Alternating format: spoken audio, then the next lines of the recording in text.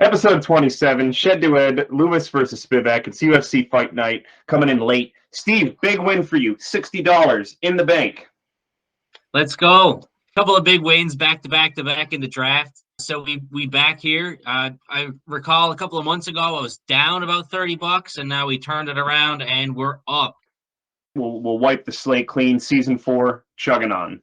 Let's go, and we're nearing the end of the football season there as well, so I'll get a big recap for the football gambling results at the end of it. First, I'm going to lay a bunch of money down on the Super Bowl and see if I can break even for myself. Super Bowl spectacular. Patrick Mahomes and his Kansas City Chiefs are heading down to Glendale, Arizona to take on Philadelphia's Eagles. Yeah, it should be a lights-out matchup. I'm really excited for this Super Bowl. I've seen some Super Bowls that I wasn't very excited about, but this one should be a good one. First up, I know you like Mr. Tatsuo Taira, #1 in the draft this week. Yeah, I'm a big fan of him. He's a big up-and-comer from Japan. I didn't realize he was fighting first, so I'm going to draft him first, and we're going to get to watch him nice and early on this Asian-themed card. I grabbed Nakamura. Nakamura is a finalist at the 135-pound tournament they ran in Road to Japan. Yeah, and I like Nakamura. He's got a lot of power. He's got a lot of first-round finishes. But Kazama is a good fighter of his own, man. And you can see this one going a little bit longer. Test Nakamura's endurance, and we'll see how that fight goes. Adam Fujit versus Kinoshita, and then Duho Choi. I took Duho Choi? Yeah, you took Duho Choi. Jesus Christ. Second round of the draft, you took Kinoshita over Adam Fujit, and I took Duho Choi for some reason. Yeah, this one is pretty hard to draft. There's a lot of heavy favorites there. You see 80% of the card is above minus 200 odds there, so you get lost in the odds here with a couple of these super favorites. So later on, I'm just going to be dog hunting here. Third round of picks, you took Zhang Yang Li, who is another Road to UFC finalist, and I took Spivak in the main event over Lewis. Like you said, it's a late night card. Lewis might be looking for a nap. He might not be all there. We're trying to pick if Lewis is on that night. Yeah, I don't blame you for taking a guy like Sergey Spivak, well-known UFC fighters, as opposed to the rest of these guys we're not very familiar with, and the road to the UFC tournament. Sergey Spivak is definitely an up-and-comer. Derek Lewis might be on his way out. He's 37, and yeah, it's going to be like 1 a.m. by the time he gets into the cage there, so he's probably going to be looking for his nappy time. But that being said, I do like Zhang Yang Li. I'm not convinced about the odds here at the 136 to gamble on him. I do like Yi Jia. He's a great fighter of his own. I think he's top ranked in China at featherweight there. But it's tough to draft. Couple of weird matchups here. Jian Kim and Mandy Bohm are both on heavy losing streaks, so someone will win this fight, hopefully. I've had bad luck betting Jian Kim. I was fine to let you pick her up. And I grabbed Dawoon Jung against Devin Clark. Devin Clark has a lot of experience. If he was going to get better by now, he probably would have gotten better by now, is kind of how I feel about him. And Jung has lost recently. Again, 138 price point. I don't like anything on that side. I don't have a lot of great luck betting this side, but I grabbed Jung on the favorite side. Yeah, I mean, I was going to take Kim just later on, not really from her skill, but because what I didn't like from Mandy Baum. But like you said, one of them are going to win the fight, unfortunately, and they're going to hang around and just be cans to be crushed pretty much. Whoever wins this is going to lose their next matchup. And Devin Clark, I like him enough to hang around the UFC as well. Dawoon Jung, I'm not sold on him. This is going to be his toughest matchup. And Devin Clark usually has a pretty good game plan in mind, and he's going to come in and he's going to try and drag out the fight. And I don't think Dawoon Jung has the power to really wobble Devin Clark, and that's where he has problems. So I was letting you take Dawoon Jung on this one. It is an interesting matchup. I'm looking forward to that fight. Should be good. Getting deep in the draft now. We got some spicier, trickier picks. You grabbed Tabora coming off a loss to Volkov and then a win to Romanov, where he was a huge underdog. And I grabbed Hyun Sung Park, mostly on the odds, steering away from some trickier bets that I didn't like, just taking him on the favorite side at 2-1. Yeah, I like Marcin Tybura. I like him a lot more than some of the other picks like Kim that I've taken earlier. Just trying to play the odds in the draft table here. Tybura looked pretty good in his last fight, and he's playing against good competition there as well. Blago is probably just on his way out, so they're letting him jump into the rankings here and keep his rank and just earn it. Hyung Sung Park, that matchup, I'm not really sure how that's going to play out. He's been getting a lot of finishes, probably why he's the favorite in this fight. Sung Juk Choi is getting a lot of decision wins and grinding out his wins, and that's probably why he's the underdog here.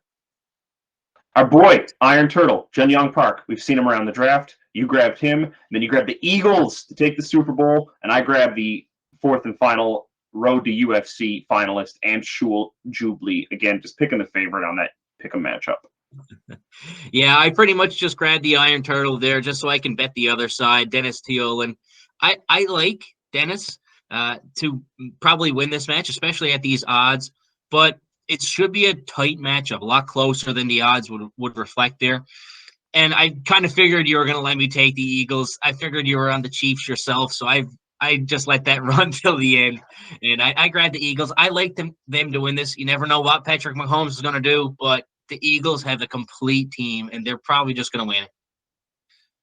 I can't disagree with you. I like Mahomes. I like what the Chiefs have been doing, but I have this sinking feeling that the Eagles are going to take the victory this year.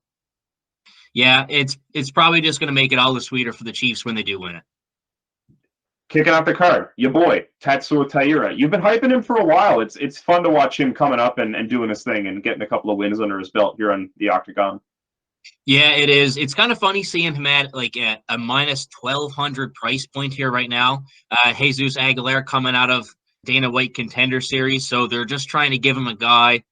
Anybody who'll fight him right now, they're going to give him an easy win for the Asian market fight night. But you don't know what's going to happen in that fight. Jesus got a nasty guillotine, and if Tatsuro puts his neck out at the wrong time, it could be over. It could be. We'll see what happens, but look out for Aguilar to have that guillotine as his path to victory, and look for Tyra to just shred through him otherwise. Yeah. The back half of the prelims is all the finalists from Road to UFC. I had not followed this at all for the last 6 months or so it'll be fun to see some finalists match up. Makes the odds really wonky, though. I don't know if they're really a true representation of who's going to take these fights. Yeah, I've watched a good few of the fights this past week, just recap pretty much, but it should be fun to see how they match up against each other. You get some top-rated fighters in China versus top-rated fighters in South Korea, but they're not in the UFC. They don't get a whole lot of exposure, so it's going to be fun to watch these guys in the big cage here in Vegas. Ivanov does this thing where he keeps winning his fights, so I'm really hesitant to bet against him. Yeah, I kind of feel you there. Like, he's up in the top 15 for a reason, but he's getting up there himself. I haven't been impressed by his wins, and I like Tybura. I think he's going to be taking this one over and kicking Blagoy out of the rankings there. Reminder that this is a late night card. The prelims start at 11:30 on the East Coast, start at 8:30 here in Edmonton, and the main card starts at 11 p.m. in Edmonton, starts at 2:30 a.m. over in the Shed. We'll be up watching it for sure. I just hope that Derek Lewis makes it a quick one for me. But, you know, unfortunately, I'm probably not going to be able to last it through the night after watching Devin Clark drag out a fight, trying to grapple and clench his way through 3 a.m. in and out of sleep for me. So I hope he wins. I hope Derek Lewis takes it for me. But I'm probably going to stay up for nothing with these two fights. Devin Clark at plus 200 is like, maybe he'll grapple, maybe he'll drag this fight out. I believe he's going to win 29-28. He's going to lose the first round, and I'm going to fall asleep before the comeback. I love this narrative. Anyways, this is a wacky late card. I don't know what market they're serving because I think it's still like a really early, weird time in Asia when this fight's going on. It makes more sense to be a Hawaii card. I digress. Weird time. Maybe just catch it on Sunday, watch it on Fight Pass. Yeah, that's it. I'll probably just watch it like I did the rest of the road to the UFC 3 months late. You got some wacky picks this week or what? I see Tabora. I see Jali, Devin Clark. I see Lewis by knockout. Yeah, I was just picking out dogs here. I was leaving out a lot of the fights. I'm not really that familiar with the guys. Even watching their fights and recordings over the past week, they're against unknown fighters with bad records, and it's kind of a bit of a mess. So anyways, we got Marcin Tybura. He's my favorite pick of the day. So I'm just rolling with him. Really like the odds on Derek Lewis against Spivak over 1.5 rounds. I mean, it'll probably be a first round knockout or something some way, but Derek Lewis has got to try and slow down the game, stave off Spivak's takedowns and keep the fight on the feet. Spivak's probably just going to be grinding it out for a while, and I think Derek Lewis is going to be able to make it past 7.5 minutes here. Earlier, I was saying I like Dennis Tululin. I still do. I like him at the price point there, 272 to pull out the win over the Iron Turtle. The biggest thing for Tululin is going to be takedown defense. He doesn't know what he's doing when he's on the ground. Hopefully, he's had a lot of time to train and realize that over his last couple of fights. But if it stays on the feet, he's going to be winning on this one. Devin Clark beat it to death. I just hope he comes out with the win in here. Li Jia, I really like him. Top ranked fighter in featherweight in China. Really impressive fights during the road to UFC battle, and the price point 305. It's climbed up now to that. Not usually a good sign that the books are working against him, but I'm just going to take the value and save a couple of points of a unit there. Lewis by KO. It's Derek Lewis fight week. My tradition is just scan all my books and see what the best odds for Derek Lewis by KO is. So I was seeing some 2.5s, 2.75s. So we got 3.25 on Proline there. So I'm going to lock that one in. Kazama. Kazama is a submission threat. If this fight lasts more than one round, which his opponent consistently has first round finishes, which is why he's a heavy favorite, Kazama's probably going to grind this one out on the ground, maybe get a sub and take this one 29-28, 30-27 by controlling the fight and the pace of this fight.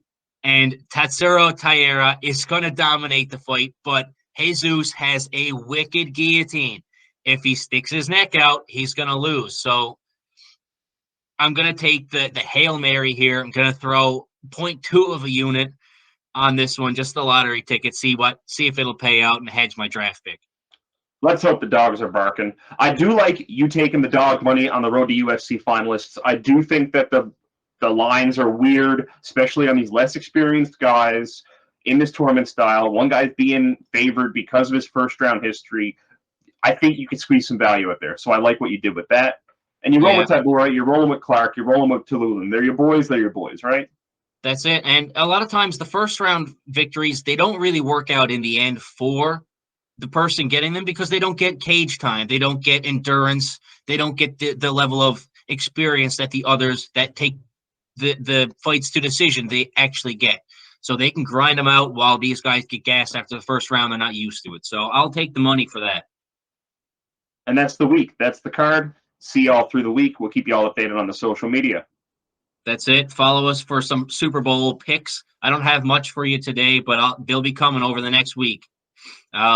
As always, I'm taking the under on the Super Bowl. No surprise. I was on it big last year, and it hit. It climbed from about 49 to 50.5, 51 or so. So taking the under. Over always gets juiced on the big game. Next week, pay-per-view in Australia. They'll be having breakfast over the prelims on Sunday. It's going to be pound for pound number 1 versus number 2. Islam Makhachev defending his title against Alexander the Great Volkanovski. Man, I am so hyped for that. Islam Makhachev is real. But Volkanovski, man, can't wait to see him bulk up and move up a weight class and be double champ here. He used to be 200 pounds almost when he was playing rugby, and now he's champ at 145. He can move up to 155 easy. He carries the heart, he carries the strength, he carries the endurance to be champ at 2 different weight classes. I believe in him, but Islam Makhachev is the real deal, man. Very much looking forward to that matchup. Co-main, don't give a shit. Jones versus Gane, March 4th. Next pay-per-view after that, UFC 285. Yeah, we're looking forward to that one. Can't wait to see Jones fight. Hopefully nothing happens before that gets this one canceled. Yeah, Jones, please stay on the card. Co-main event, it's Shevchenko fighting like Alexa Grasso or something. Just let's watch the line move on that one. That'll be our activity for that fight. Well, it should be a fun double title pay-per-view to watch. It's always fun to watch Shevchenko. Not good to bet on the fights, but man, she's a wicked fighter, and it's going to be fun to just watch her beat up on the next one, man. I would agree with that completely. Love watching Shevchenko, hate betting Shevchenko. Yeah, well, you can bet her like 12 times, and if she loses once, you won't make money off it. So what's the point? There's some things you don't bet. There's some bets you don't bet, and there's some bets you do. This is why we do the Shed2Ed. Somebody always wins. We don't end up paying up to the bookie, and we get to pay even odds. We're not paying a rake off of every bet to the bookie. That's right. You got to love the even odds. And, sometimes I use that. I cheese it with my gambling plays. I guarantee money for myself, but that's not a bad thing. We get together, we discuss it. We let you know what's good, what's hot, what's not. And we'll see what kind of value we got for you. So if you ever have anything, let us know. Let us know what you're thinking about. If you got some hot takes or hot tips. Other than that, just follow us on Instagram, follow us on Twitter. We'll be posting our picks there on the non-episode weeks. Give us your comments. If they suck, we'll tell you why. Then we can argue about them. Yeah, and if we're wrong, then you could tell us why, but we'll already know. Let's go, baby. Let's go.